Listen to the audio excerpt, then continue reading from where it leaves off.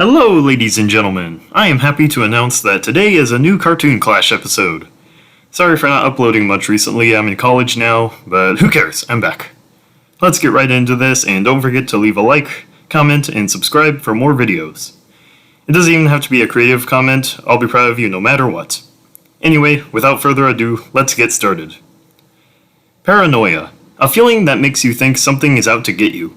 The feeling that danger is among us. Thank you. Yes, thank you. Okay, where was I? Oh yes, as I was saying, paranoia is something everyone experiences at some point in their life. Especially me when I ask a girl out, only for them to say no, making my paranoia valid. This feeling is most caused by these two monsters. The Thing, the assimilating alien, and the Impostor, the shape-shifting killer of crewmates. My name is TJ Man, and it's my job to analyze both fighters to see who would win a cartoon clash. First, some ground rules. Obviously, the Thing has many different forms throughout its movies. However, my plan is to have it assimilate one of the crewmates, and the Impostor will fight it that way. The Thing will only get one crewmate to assimilate to make it more fair. Also, I plan to only use the feats the Thing has from the original 1982 movie and the 2011 prequel. So that means nothing from the comics or video game. Also, I know the Impostor can become a ghost after being killed, but in this fight, if he dies, he loses even if he becomes a ghost. Now, let's get into the research, my friends. The Thing is a thing. Not much is known of its origins besides the fact it's from space, and it copies and shapeshifts into anything it assimilates. Throughout the prequel and the 1982 movie, the Thing basically went around murdering and assimilating everyone in sight. And the Thing, in my opinion, is the best horror movie ever. Anyway, with that small backstory out of the way, let's get into his stats. First up is strength. Now, since the Thing has so many forms, I'm gonna kind of mix all the feats together into one. Anyway, the Thing is able to easily use its tendrils and tentacles to stab through humans with ease. It's also able to overpower humans. Granted, in the movies this would mostly happen off-screen, but with what's actually shown on screen, it all makes sense.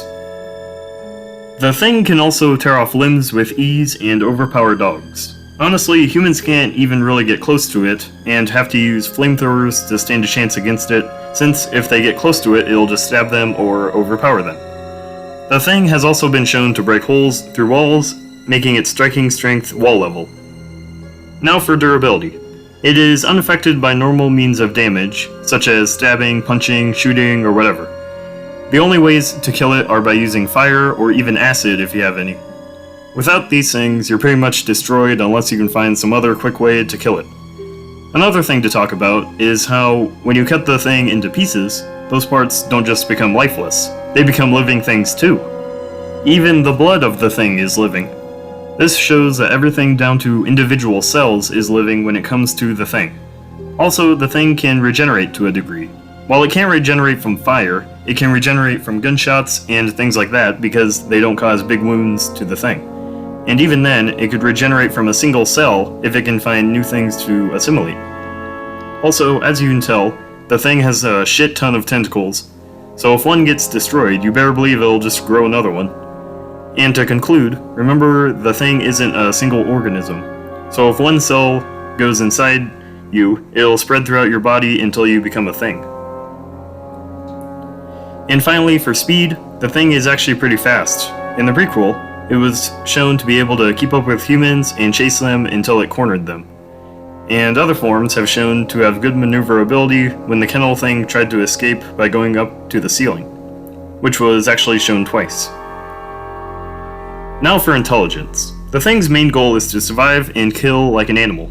That makes it sound dumb, right? Well, it isn't. The Thing can actually absorb the knowledge of the things it assimilates, and as it absorbs more, it'll become smarter.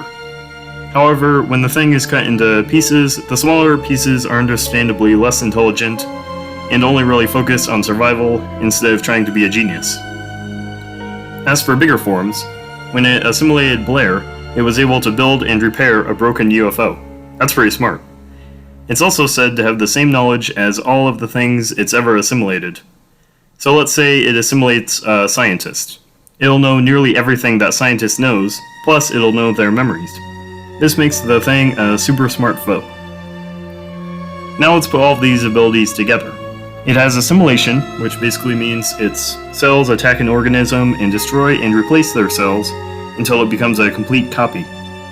Then it has regeneration, like I said before, due to it being able to regenerate from a single cell by finding a new organism to assimilate. It has a form of duplication due to every part of it being a separate living thing. And finally, it has a form of immortality because it can't get hurt by conventional means and can only be destroyed by incinerating all of its cells or melting them all with acid. Now, the thing is a very powerful monster. Really, it doesn't have a lot of weaknesses. The only ones it has are fire and acid. Its smaller forms are a bit less smart and are only instinctual. It also can't copy dental fillings or implants because those are non-organic and can't be copied, which makes the thing easier to identify. Make sure you floss, kids, but in this case don't.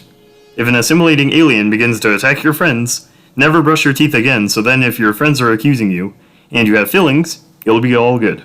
The thing is a powerful foe, and it'll take a smart and capable foe to take down this monster. Fuck you too!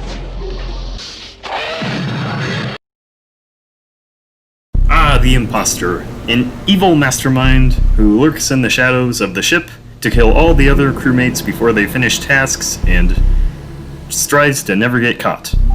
Unless he's being controlled by a 5-year-old. Anyway, not much is known about why the Impostor does what he does, but all you need to know is that one of the crewmates has been replaced by this Impostor, and he will stop at nothing to murder the other crewmates and talk his way out of getting thrown off the ship. The Impostor is pretty strong and can completely overpower a crewmate before it can even react. It's able to use its spiked tongue to go through a crewmate's skull, and it can effortlessly crack a crewmate's neck. Wait, do crewmates even have necks? According to their death sprite, their body is a single femur bone. Now, being able to break bones with ease is above a human's strength. According to the infamous Versus Battles wiki, this is called street level, which is below wall level. Now, why would destroying a street be less impressive than destroying a single wall? I don't know, ask them. Now for durability. He doesn't have much in this category since he hasn't shown any feats. It should be the same as the crewmates who pretty much have average human level durability. Along with this, he can apparently survive all the oxygen in the ship being depleted, and can survive the reactor failing.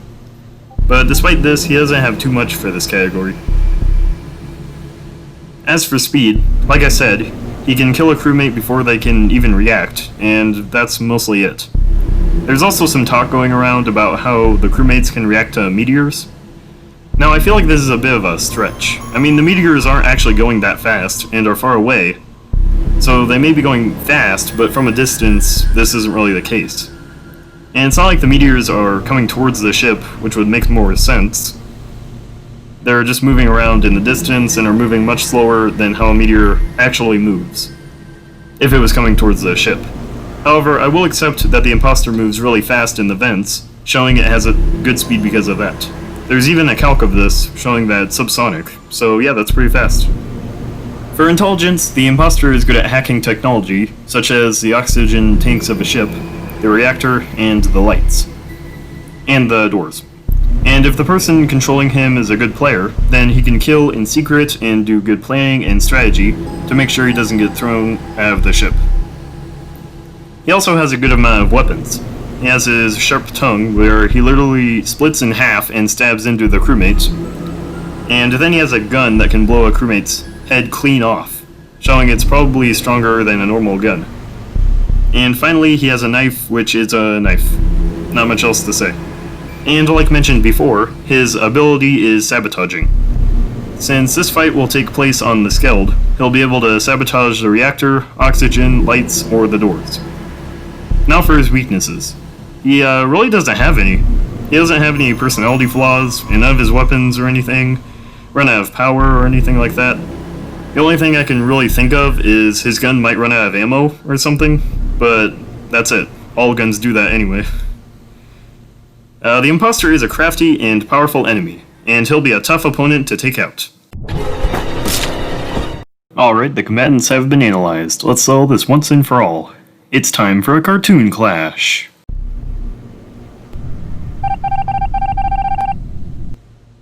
Woo, I sure am glad we got that pesky imposter off our ship. Too bad all the other crewmates got killed. I think we should continue our trek through space to honor them. What do you say, pal? Uh-oh.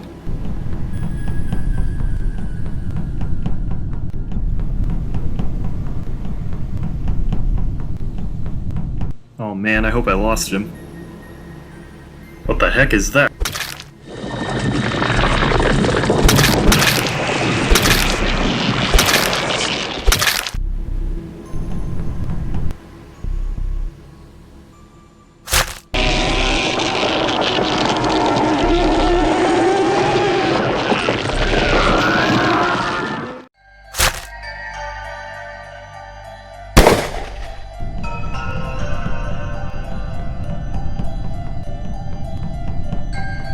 Damn, what's gotten into him? Something must have taken over his body or something.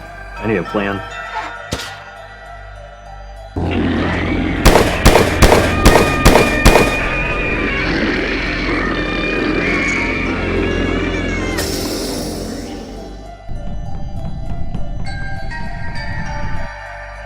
What am I going to do? This thing just regenerates. It has to have a weakness.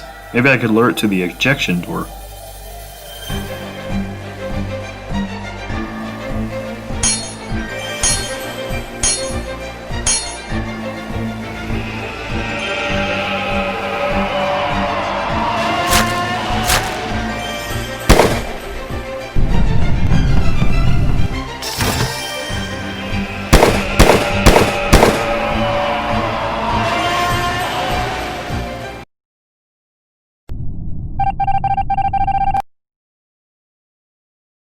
Oh man, looks like the imposter lost the game.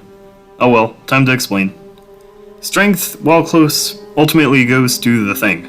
While the imposter is able to snap necks and poke skulls, the thing has been shown to be able to bust through walls and doors, making strength go to the thing. Durability also goes to the thing, because of its regeneration and being able to resist normal means of getting hurt. While the imposter scales to the crewmates who die from a simple gunshot. Now, speed actually goes to the imposter due to the subsonic vent feat. While the thing has shown to be able to go as fast as humans and corner them, the imposter is still faster due to how fast it goes in the vents and how it can charge at and kill crewmates before they can react. Now, I know exactly what you're asking. What about the sabotages? Well, I have 3 reasons on why this wouldn't stop the thing. The most important reason is the thing in this fight assimilated a crewmate. And like I said before, the things that the thing assimilates are able to absorb their memories and knowledge.